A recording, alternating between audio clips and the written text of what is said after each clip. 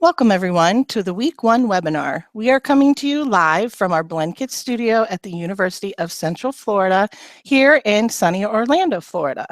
I am Sue Bauer, and with me today we have Dr. Baiwen Chin. She's going to help facilitate.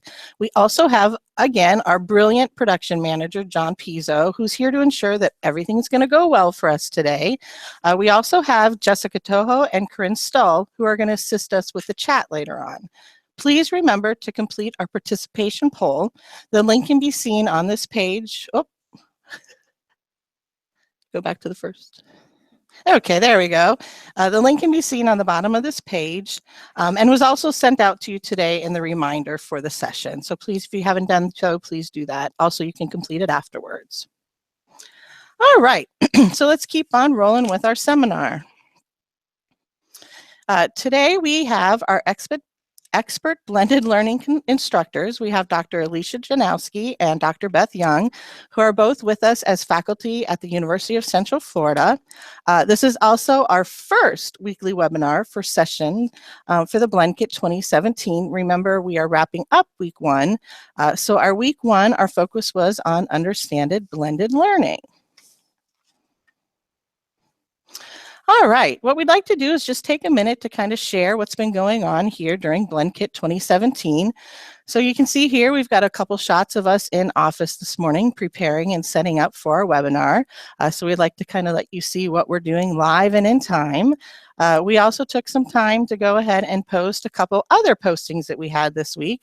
I want to thank Baiwen. Baiwen was able to meet with Malcolm Brown from ELI, and we've got a picture of them there today.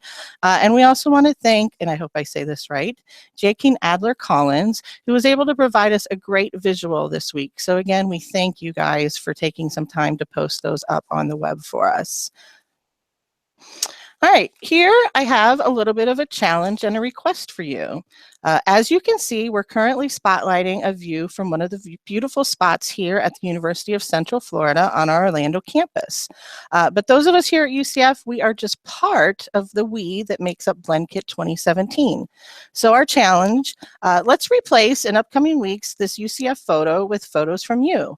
We'd like to see some of the rest of you as us. So please share a photo of you or of your campus doing BlendKit, something else that represents your participation during our BlendKit 2017. So I hope you accept that challenge because we want to see BlendKit 2017 happening all around the globe.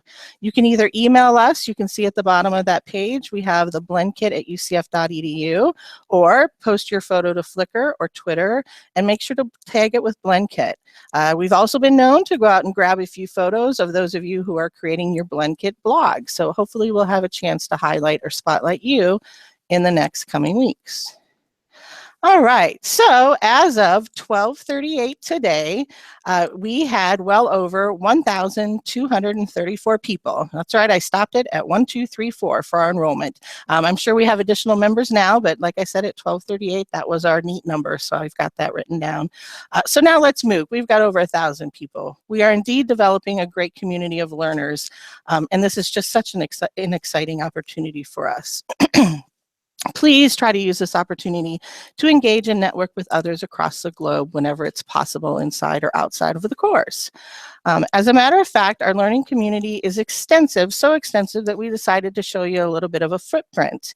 So as you can see here, any of the areas that are blue or dark blue represent a participant that's in BlendKit 2017. Just a couple of the countries represented. We have Australia, Austria, Belgium, Canada, Chile, Colombia, Denmark, Ireland, quite a few from Trinidad and Tobago. And again, that's just naming a few. We do have our highest representation from the United States, but that's not to say that won't change in the next day or two. So I think we're off to a pretty good start here with our 5-week journey into exploring blended learning. All right, let me just take a quick minute to update you on assignments and badges. It looks like a lot of people posted assignments over the weekend, and we thank you for that. Baiwen and I, along with a team of helpers, are playing catch up on the grading of the assignments. So please don't worry or panic if you haven't seen a grade or been able to claim one of your badges yet. We will continue to work on that feverishly over the next couple days. All right, so along with the poll that we showed you at the beginning, we also have this Google poll. Please, if you click on the link there, or if you see the link there and input it, it's going to take a couple minutes for it to load. We're not really sure why. It does eventually load, but just so you know, it does take a couple minutes for the poll to load on that end. So please be patient. If you haven't already replied, please do so. For those of you who are listening to the recording later on, the poll is still open and it will remain open. So please take some time to fill that out. For now, I want to just go over a few of the results that we have already coming in. So one of the first questions we asked was about how much of the course do you plan to conduct face-to-face versus how much of it will you do online? We had about 20% say that more than 50% of their course is going to be online. We had about 31% say about half, 50% was going to be online. We had about 39% say that less than half will be online. And then the last one, we had the other option, and we had about 8.5 say that that was other. So next, as you're thinking through the relationship between face-to-face and online portions of your blended course, we asked, what are you planning to do face-to-face? And we heard back from many of you, and our winner is that a lot of you are planning to do some small group discussions online. I think the second runner-ups was some of you planning to do lecture and instructor Q&A, and then followed by questions, exams, and assignment submissions. So again, we thank you for that. And our final one, what are you planning to do online? And again, we solicited some of your feedback. Very excited to see that a lot of you want to do content presentations and your assignment submissions. Again, discussions and exams were pretty high. And last was instructor Q&A.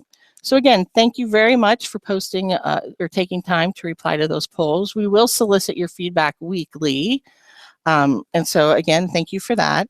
So as we hear from our guest presenters today, I just wanted to let you know that we have a little bit of a different forum this year. So if you've joined us in past years, it's a little bit different this year.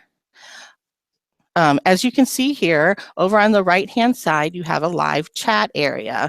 And I introduced earlier Jessica and Corinne, and Jessica and Corinne are going to assist Bywin and I as far as monitoring the questions and everything that's coming in through the chat area. We do have a little bit of a delay from the live session and the chats coming in. So again, we will try to address those as soon as possible. If we don't address them in the webinar today, we will make sure we follow up and get those answers to you as well. So again, thank you for taking the time to post to chat, and we will address those as much as we possibly can. All right, we will start the question for our guest speakers today by the questions that were submitted via Google last week for our discussion. So during the discussion, please, like I said, use the live chat to post any questions that you have. We'll do our best to fit those in. All right, without further ado, I think it's time for let's getting started. So first, let me please introduce Dr. Alicia Janowski and Dr. Beth Young. Both, as I said, are here from the University of Central Florida. Dr. Alicia Janowski is the Assistant Chair and Undergraduate Program Director for the Psychology Department in the College of Sciences at the University of Central Florida. And Alicia has earned several accolades here at UCF for teaching online. I've had the privilege of working with her for several years, and she's just been a wonderful partner here at the Center for Distributed Learning with our online initiatives. So I thank her personally for that. We also have Dr. Beth Young, is an associate professor in the Department of English, also here at UCF. Her research interests include rhetoric, composition, linguistics, grammar, and or usage, and her expert witnesses, besides being a fabulous and outstanding UCF online faculty star with us also for several years. So we thank you both for joining us here today. All right, let's go ahead, and I'm going to start with question one. I'll go ahead and I'll direct it first to Dr. Janowski, and after she's done, then I'll go ahead and open it up for Dr. Young to respond, and then we'll flip the order. So the next question, I'll go ahead and I'll start with Beth. But for now, let's start with Dr. Janowski. All right, so the nature of online communication has changed drastically over the past decade. Online work can be social and or collaborative, as well as individual and independent. How is this shift reflected in the development of blended learning models and practices? All right, Alicia. Well, hello, everybody. Thanks for having me. I think when it comes to any kind of technology advance, the key for me is this what is going to best help me deliver whatever it is I need to deliver to my students? So if I don't need to use the fancy bell and whistle, even if I can use the fancy bell and whistle. What I sometimes find is it's more distracting than anything else. So the learning objective has to reign supreme, as far as I'm concerned. So yeah, occasionally I'll do web conferences if I think that's needed, but the balance is if I'm doing a live web conference, then the universal design accessibility factor may take a back seat because I can't script that or transcribe that as quickly as I could. So I might instead choose a narrated PowerPoint where I can provide those transcripts for the students. Yes, I could give them a verbal comment to their paper, but again, I have to keep track of, are they going to understand what I'm saying? Is it easier for me to put it in writing for them down the line? Great, thank you. And I'll turn it over to you, Beth. Do you have anything additional? Well, in addition to what Dr. Janowski said, I think one of the great things about the changes over the past decade is that students are so much more comfortable online. You can ask more of them and expect more of them without they're being as afraid or you're having to train them as much.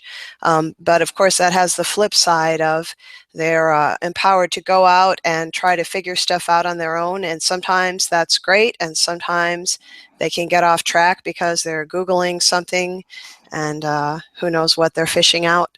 So, so it allows you to do more, but it also gives you more to try to pay attention to. Great. All right. Thank you both. Wonderful answers. All right. Question 2. What are your top 3 tips for instructors who are thinking of adapting a fully online course to a blended format? And again, we'll start with you, Beth, this time. Well, my favorite thing to do when I'm going from fully online to a blended format is to think of the class as an online plus class.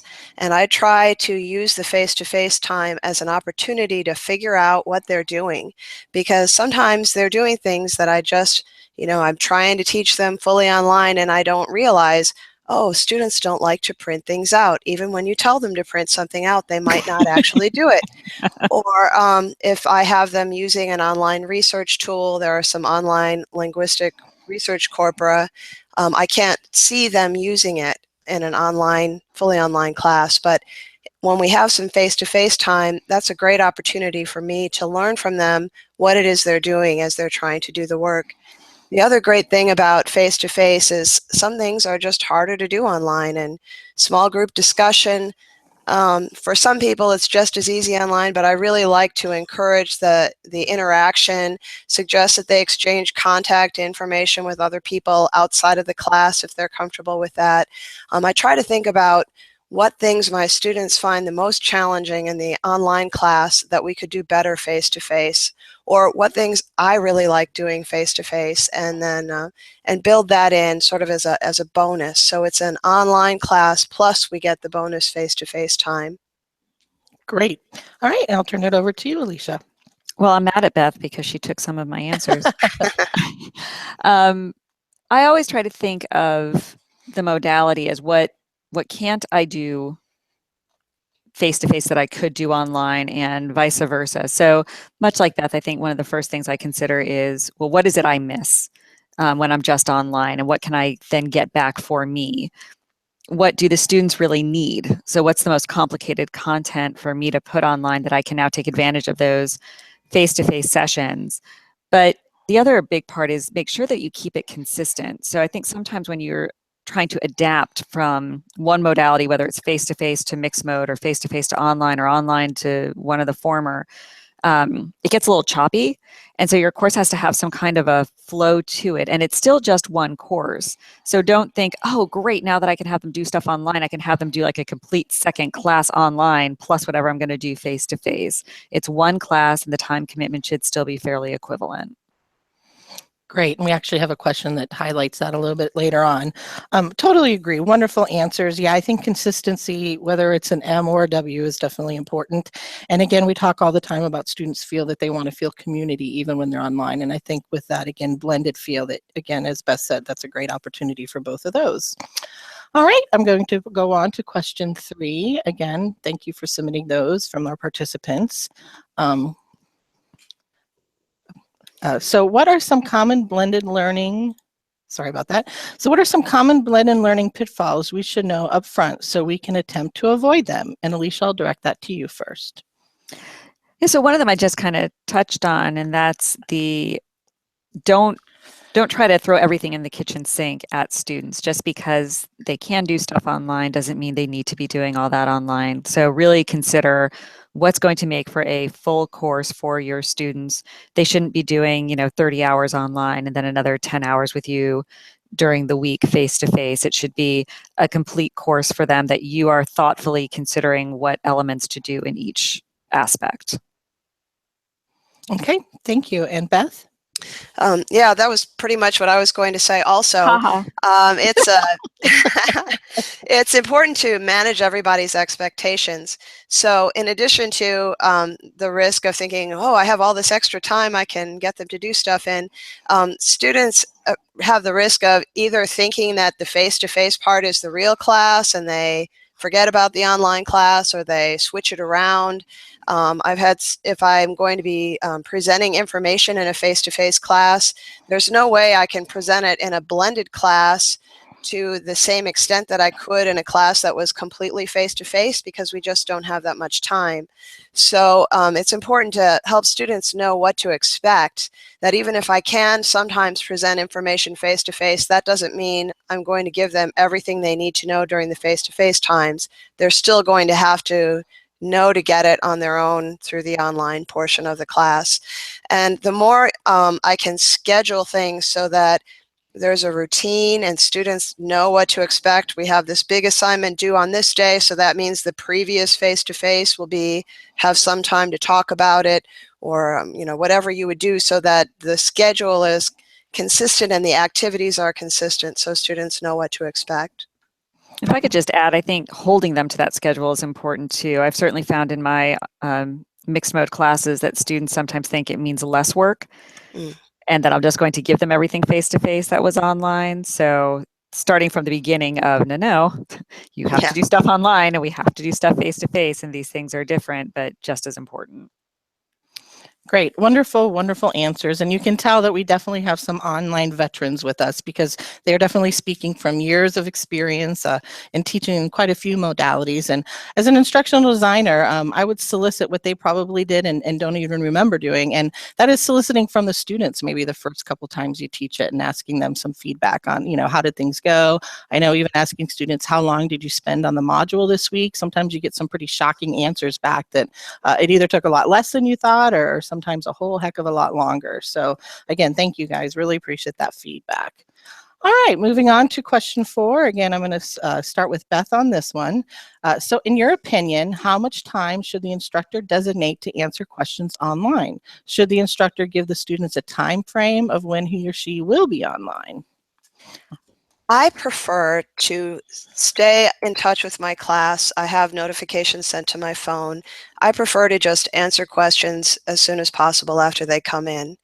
I have other people think that that's crazy, and that I should tell students I only answer questions during office hours or first thing in the morning or whatever.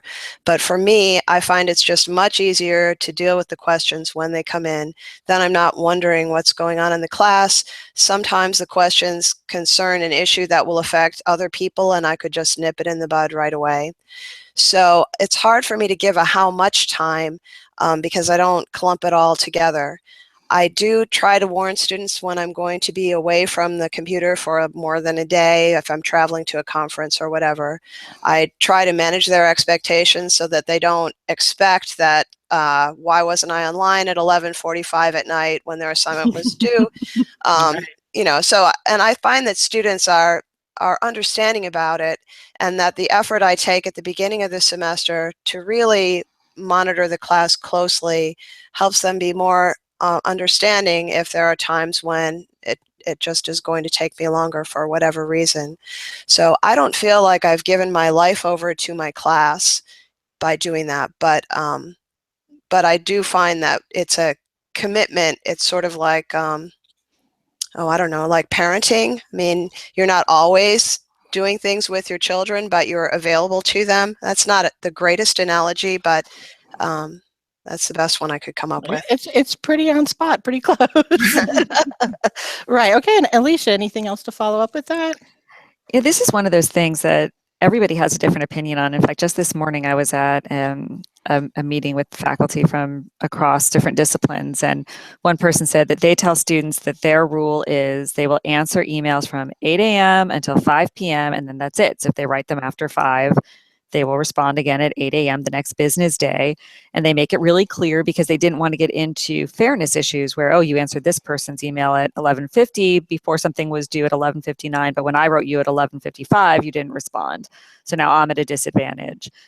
I usually tell students, this is when you can definitely expect a response from me, but over the weekend it may take longer if I get to it at all. But like Beth, I try to answer them as they come in, but some are a little more time consuming or you're just busy doing other things. So I'm my own worst enemy at stuff like that. I tell them, I can't guarantee you an answer on the weekend. And then I spend my time on the weekend like, let me just get this one off my desk. Let me just get this one off my desk. So I think you have to find what works best for you. It's a personal thing. It's your time outside of business hours that you're offering up. So how much of that time do you want to give to them? Because they will assume, at least I've found that they assume if you did it once, you'll continue to answer those emails at any time they come in, and they expect you to stick with that. At least mine have. That seemed nicer. Both honest and true feedback from online facilitators, that's for sure. And I think I agree with you guys, just summarizing, putting out there your protocols and expectations of what they can expect from you and you expect from them sure helps a lot. And doing that at the beginning of the semester is great. All right, we have time for one more question. So I'm going to go ahead and throw that out at you. I'll start with Alicia. And just a reminder that if there are questions not answered, we will follow up with those after today's webinar. All right, so question number 5. What is the trend regarding the amount of face-to-face time in a blended learning program? Alicia. I can only speak to our policy in psychology, and that is really it's up to the faculty member to make the call. We have very strict requirements about online versus face-to-face time for online classes, right? And really strict requirements about face-to-face classes and online time. But blended is this open door to what makes the most sense for you. So some faculty meet once a month with their class, others meet every week, but maybe half the time is face-to-face and the other half of a Tuesday, Thursday meeting pattern would be online.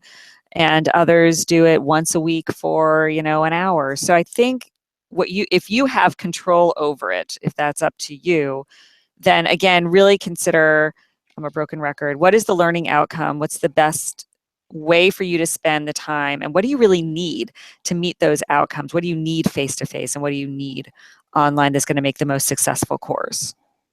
Okay, great. Thank you very much, Alicia. And Beth? I completely agree with everything Alicia said, that we do have the flexibility to figure out it's best to base it on what it is you need to do to teach your students, and then you can figure out how you want your online versus face-to-face time to be split up. My classes are almost all the time, in fact, I think pretty much all the time now. If I'm teaching a blended class, it's half the face-to-face time is of a regular face-to-face class. So if it's Tuesday, Thursday, then we would just meet Tuesday or just meet Thursday, and the rest is online. Okay, great. Thank you both. I just want to highlight, we have time for just kind of a quick follow-up. Wendy asked, how do you go ahead and kind of handle or facilitate office hours in your blended? Do you do it just in the face-to-face? Do you also kind of do it as well online? And I'll start with you, Beth. Anything with office hours? With office hours, I have office hours face-to-face, and I spend my online time while I'm in my office for the face-to-face. If I'm teaching fully online, occasionally I'll have online office hours, and then I say face-to-face by appointment. Great. All right. Thank you. Alicia, anything else? I tend to blend my office hours. So, Nice. like that. So if I'm in my office, students are welcome to come by, and that's when I'm spending some time emailing. And then sometimes I teach statistics sometimes, so I'll do like web conference office hours where I'll work through a problem with them in real time, and then they can answer or ask questions during that time as well. Great. All right, thank you again for your questions posted to the chat. I apologize that we're not able to get to more of them in this time.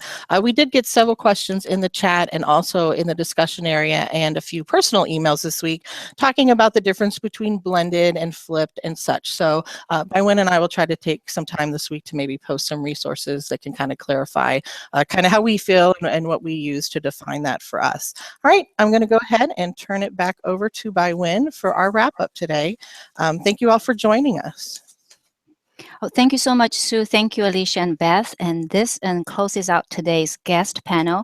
And I really appreciate all the online chats as well. We definitely are aware that you are there, and we try to integrate the questions that you posted online so that we can answer all the questions within the webinar. So, and if you have any other questions, Sue and I will compile and forward those to Alicia and Beth. We will try to get some responses back out to the group. And as we wrap up today's webinar, we want to touch base on some housekeeping items. So first, and while the majority of you have told us you are getting a lot out of BlendKit 2017 and that you are clear on how to engage with the course, we have received some comments to our first week's anonymous feedback form that indicate some of you are having some issues to connect with BlendKit 2017 and you are just not sure where to start. This is a very important issue worth addressing briefly in our time together here.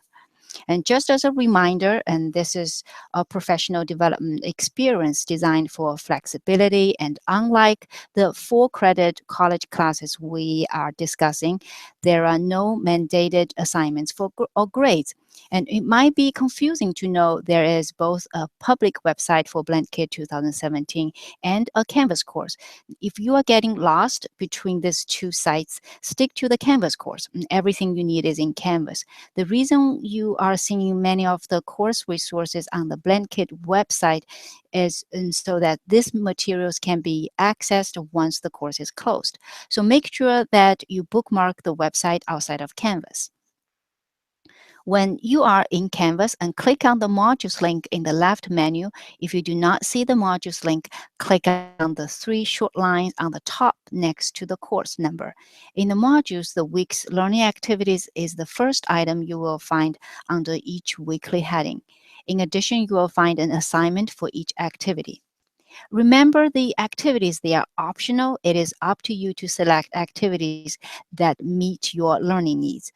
We are also providing guidance to you in the weekly announcements, reminders, and again, the modules learning activities.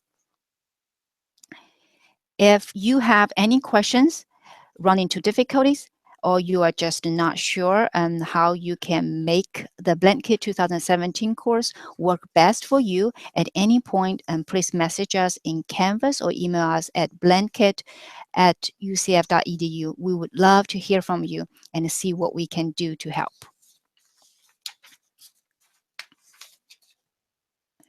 And speaking about hearing from you, the next slide is just talking about the emails and tweets we have been singing throughout the week. Some of you asked, what do you need to do to complete the course? Remember, the level of participation is really up to you.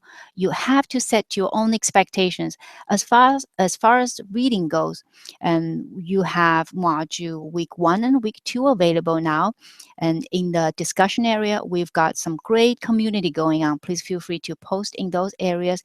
And also remember, you can create your own discussion topic. We have a lot of great discussions related with the course design and definition of blended learning going on. And also one of our participants, and Jackie Ramsey, she created a student group area under people for modern language instructors. So if you are interested, and head over to the discussion and student group area and check those out.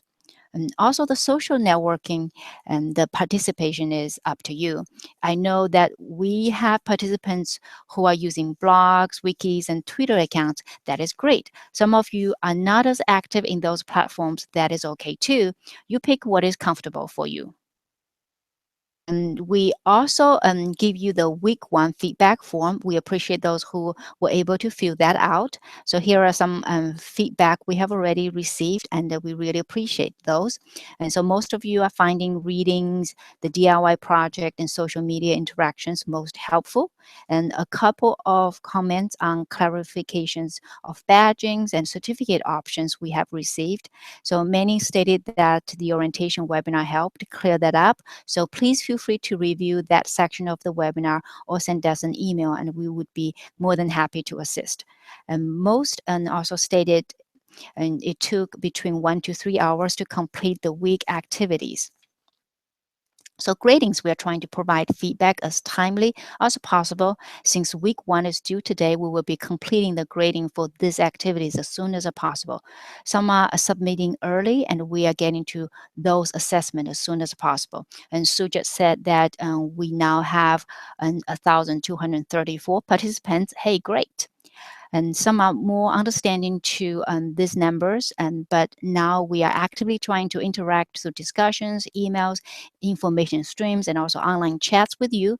And if we haven't interacted with you this past week, hopefully we will this week. And if you haven't yet completed the week 1 feedback form, I can't stress how valuable your input is.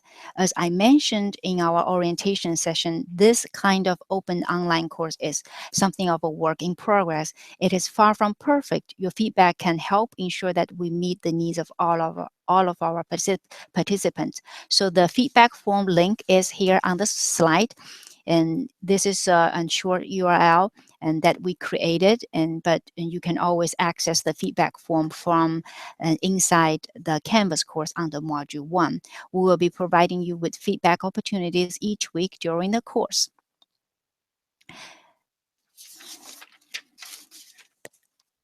And later today, you'll be receiving an announcement message from us with some guidance on getting the most out of week 2. During week 2, our focus will be on the interaction possibilities available in blended learning courses.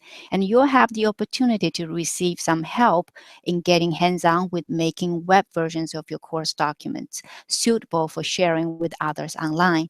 As a reminder, if you'd like to proceed in a linear way through the course, you will probably find the module page and a weekly table of contents helpful. In next week's webinar, we will be joined by Dr. Paige McDonald from George Washington University and Mr. Alex McDaniel from Metropolitan State University of Denver. I hope you'll join us for that session. So right now, I'm going to pause here for a moment in case there are any other logistical questions or issues anyone wants to raise. Just a reminder that this webinar closes week 1, and you will be working in module under week 2 this week. And again, thank you so much for your participation in today's session. Thank you again to our guests, Dr. Alicia Janoski, Dr. Beth Young, and Mr. John Pizzo. And don't forget to celebrate your accomplishment with BlendKit 2017. Have a great week.